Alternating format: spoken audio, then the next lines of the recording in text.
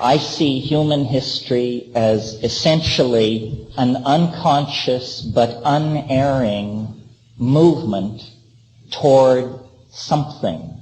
And the question is what? All of these institutions and styles of the past have now become essentially lethal if we expect to evolve deeper into some kind of humane future. Now, this is an area that our society is extraordinarily phobic and nervous concerning.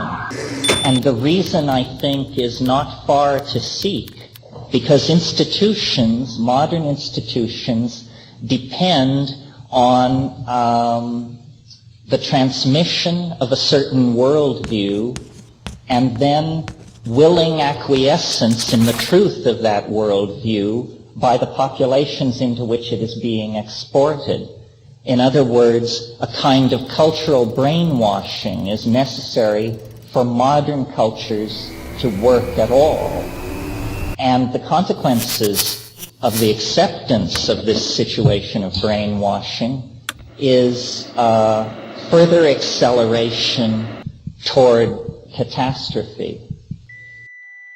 The apocalypse is not something which is coming.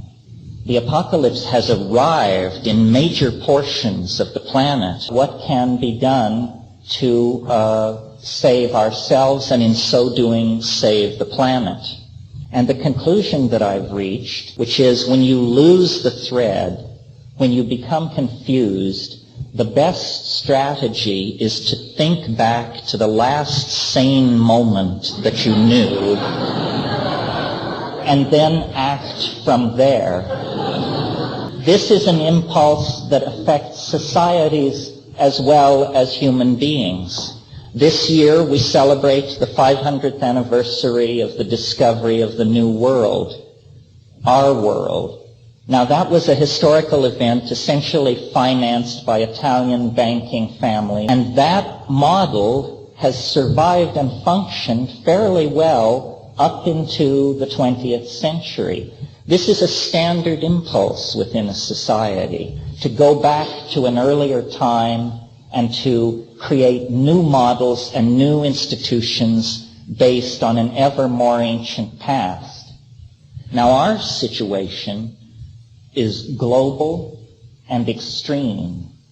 And so when we reach back into the past for a model, we have to pass over Greece. We have to pass over dynastic Egypt. We have to go back to a time before history, before the fall into hierarchical dominance, before city-states, before advanced technology, before agriculture.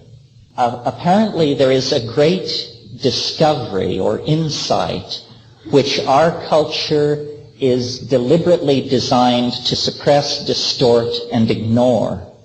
And this is the discovery that nature is some kind of minded entity. Nature is not the empty, despiritualized lumpen matter that we inherit from modern physics, but it is instead a kind of intelligence, a kind of mind. As long as we were embedded in this mind, as long as we were a part of its purposes and processes, harmony existed on this planet between human beings and the rest of nature, between men and women, between adults and children, and within the human individual. What does it say for the future? What are we to do? Where are we to seek hope? And what kind of obligation devolves upon each of us? The tool of the revolutionaries at the end of the millennium, art which connects people, which transcends the mundane, and which empowers hope. It can have many forms and occur in many media, but it must be true to itself. It must be true to the thing we were before the descent into history. We, Western civilization, we are the prodigal son. We left the confines of the family of nature, and we made a hellish descent into intellectual limitation, into matter, into model building that was deliberately self-limited. Business as usual is no longer an option. There is no middle way. The choices are either a hideous, nightmarish world, a world where people of privilege defend that privilege with tremendous establishments of armament and propaganda, and the rest of the world slips into poverty, starvation, desperation, the kind of world that rationalists fear, the only kind of world that they can imagine because they are bankrupt of inspiration and ideas, keeping ordinary people and ordinary populations quiescent through drugs, through forms of media which are not transcendental and inspiring. This is the fiction that we live in, and this is why our situation feels so schizophrenic. What is under discussion is what manner of fine-tuning shall be applied to the social machinery in order to make it possible to hold together the illusion of business as usual. And the answer is there is no such fine-tuning.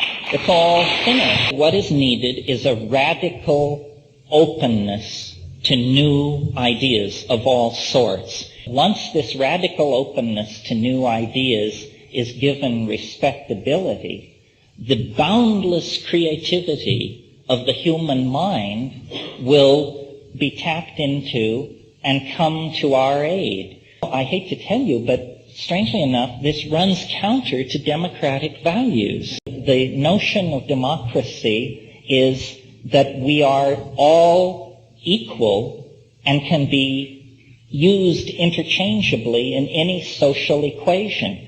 This is the best we could do until we back away from materialism. Democracy works only if it is severed from a capitalist consumer cycle. It's simply that we are not organizing ourselves to save ourselves. We are organizing ourselves to deny our dilemma and to continue the fiction of business as usual. What is necessary, you see, is to address the organism, to address experience. We have the technological ability, the financial punch to change the world. What we seem to lack is the means, the ability, the chutzpah, whatever it is, to change our minds.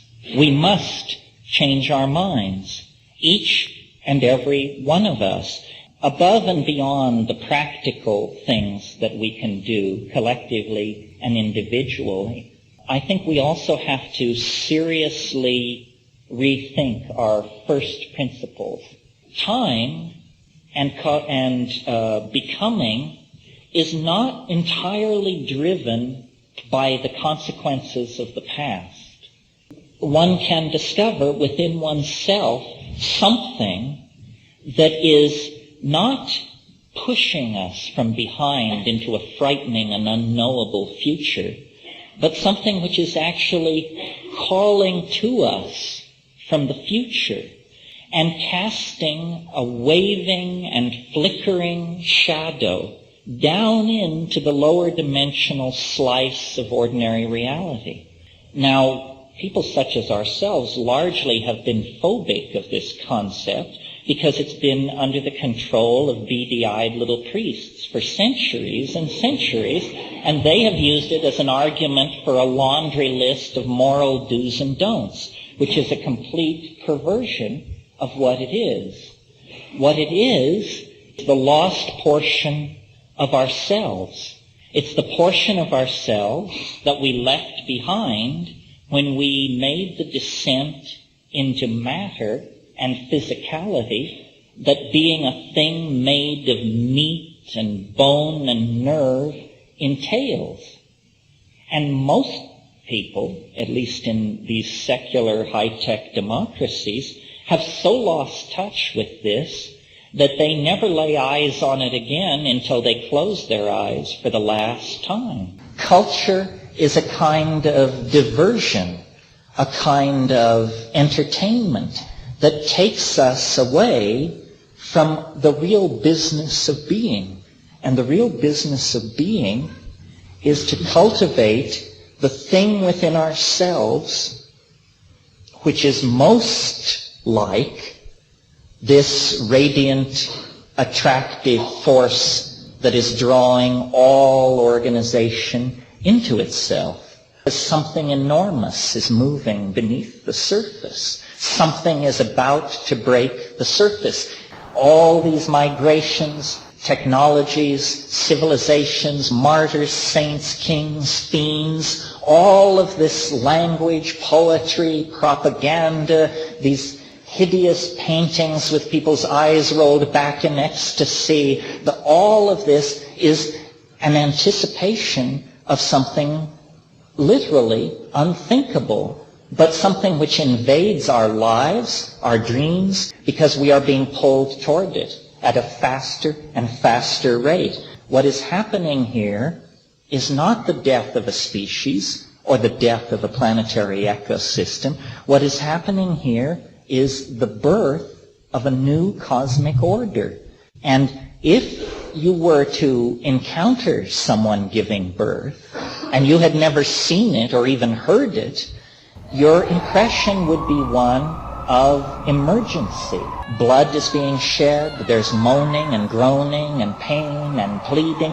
It's a great leap to be able to look at this and say, aha, something wonderful is happening here. A new life is about to enter the cosmos. An individual that never existed before is about to take his or her place among us. This is what we are caught in.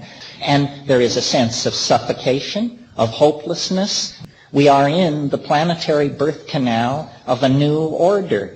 You simply must believe, because there can be no going back now, that ahead of us lies an unimaginable world characterized by varieties of freedom and opportunity that it would be preposterous for us to attempt to conceive of at this point, except through the glimmering scintillas of anticipation that come to us from eternity, through dream, through prophecy. And if we trust in what we know and communicate this empowering vision and act as though it all depended on us and our acts of collective caring and attention to each other and the earth, if we act that way, but know that that is a fiction and that actually we are part of an unfolding process for which life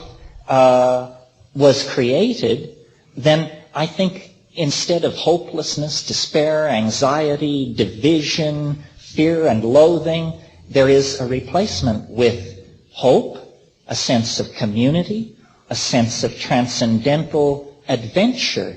Consciousness rests in us. The real empowering adventure lies through responsibility to each other, love, and aesthetic anticipation of the transcendental realm. And when these things are put in place, the power of the naysayers and the frightened and the materialists and the control freaks and the business as usual crowd will be broken.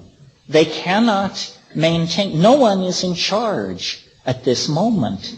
The only twiddle on the dial that I'm offering is that this kind of transformation lies ahead for everything. It can't be any other way. And this is coming, and it's possible, and it's now.